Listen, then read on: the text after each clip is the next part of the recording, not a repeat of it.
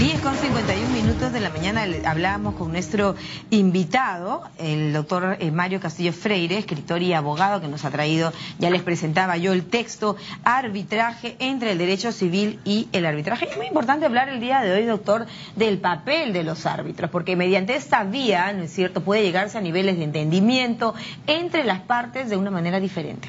Claro, lo que ocurre, ante todo, muchísimas gracias por la entrevista. Lo que ocurre es que, bueno, este es un libro un poco que recoge las cosas que hago en mi vida, ¿no? O sea, me dedico a temas de derecho civil y a temas de arbitraje.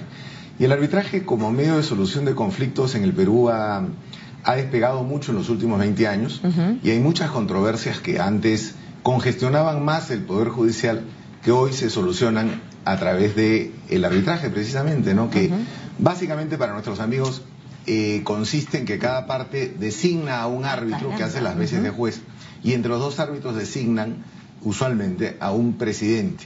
Este tribunal resuelve en única y última instancia, de tal manera que el conflicto debería, salvo cuestiones formales que no es el caso hablar en esta entrevista, debería terminar ahí el conflicto, ¿no? Y eso, sin duda, descongestiona mucho en las áreas en donde cabe arbitrar.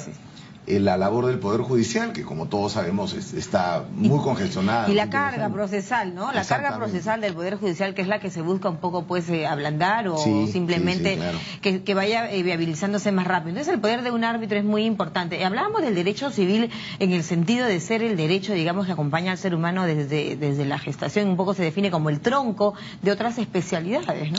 Claro, en verdad el derecho civil es el tronco de muchísimas áreas del derecho, ¿no? Y como yo siempre le digo a mis alumnos en clase, no es un compartimento estanco, ¿no? El derecho civil está en todas las áreas del derecho, uno puede apreciar algo de derecho civil. De tal manera que, más que una especialidad, que también la es un derecho que está en todos los derechos. Se podría decir, es la madre. Por eso se establece la base, ¿no? Es la base, ¿no? Es la base, viene del derecho romano, en fin.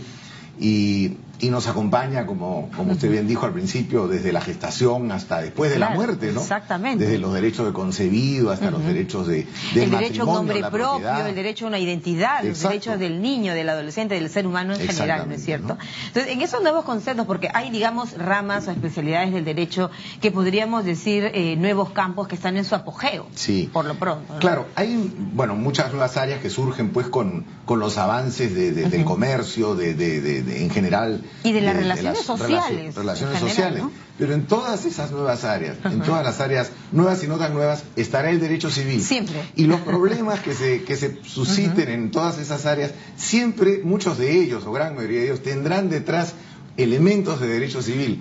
Por eso, este libro un poco es una reflexión para los jóvenes, para que no crean que el derecho civil es algo del pasado, ¿no? Justamente por el surgimiento de nuevas áreas, claro que ya que todas ellas se nutren de él, ¿no? Se nutren del derecho civil, se nutren de los conceptos, por ejemplo, recogidos en nuestro Código Civil. Exacto. ¿Cómo ve usted texto en la actualidad que hablábamos de este mundo de cambios, de vorágines, de relaciones sociales nuevas, de relaciones comerciales, de globalización?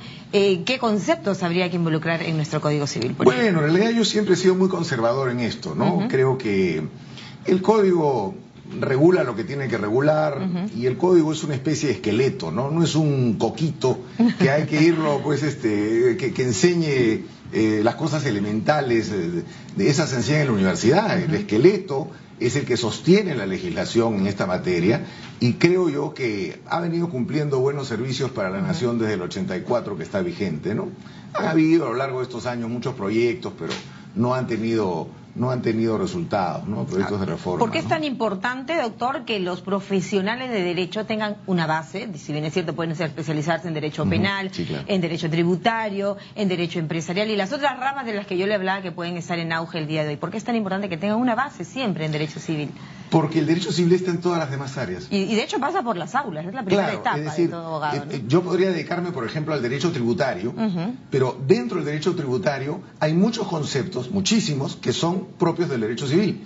Me dedico al derecho ambiental y ocurriría lo mismo. Exacto. Pero no puedo entonces dedicarme a un área del derecho prescindiendo del derecho civil. Perfecto. Esa es la importancia. Esa es la importancia. Sí. Como decíamos, volvemos a lo mismo, es la base, ¿no? Y bueno, y este libro tan importante que nos ha traído, por ejemplo, que habla mucho del aspecto arbitral. Hay un capítulo donde usted le llama el amor al trabajo arbitral o al aspecto arbitral. ¿Qué es el arbitraje? Para entender un poco mejor el concepto. Bueno, mire, en realidad el libro gira en torno a trabajos que yo he escrito sobre un tema y otro, ¿no? Es también sobre el cariño que yo le tengo a las dos áreas en las que me desempeño profesionalmente, ¿no? Bueno, en realidad el arbitraje, como decíamos hace un momento, ha venido pues a constituir un medio importante para solucionar controversias en un país con tantas controversias. Y este mecanismo a través del cual las partes llegan a entendimiento pero escogen a los árbitros, sí, ¿no? Es interesante, ¿no? Es democrático. Sí, es interesante. No está, no, o sea, digamos, no rigen todas las áreas del derecho, o sea, no puede regir pues en materia penal, no puede regir en materia constitucional, en temas, digamos, determinadas áreas extrapatrimoniales del derecho de familia, ¿no? Correcto. Pero en materia sucesoria, en materia comercial, de asociaciones, en conflictos comerciales. Ahí esta figura encaja perfectamente. Perfectamente, ¿no? Y es muy usada en nuestros días y va desplazando poco a poco a los conflictos en la jurisdicción ordinaria, ¿no? Claro, de manera que se constituye en un mecanismo casi ideal. Sí, claro. No solo aquí, en el mundo, el fenómeno que ocurre con el arbitraje en el Perú no es propio de la realidad peruana. Y más bien hemos llegado un poco después, ¿no? No, yo diría que en muchos aspectos en esta materia sí nos ha ido, digamos, llevamos la delantera en muchos casos, en Sudamérica y en el mundo incluso. Pero no es que el auge del arbitraje sea solo del Perú, naturalmente, sino, por ejemplo, en todo tratado de libre comercio, todo tratado o convenio bilateral de inversión entre países exportadores de inversión y países receptores de inversión, ahí cuando surge un conflicto entre el inversionista y el país, ese conflicto irá a arbitraje. Arbitraje.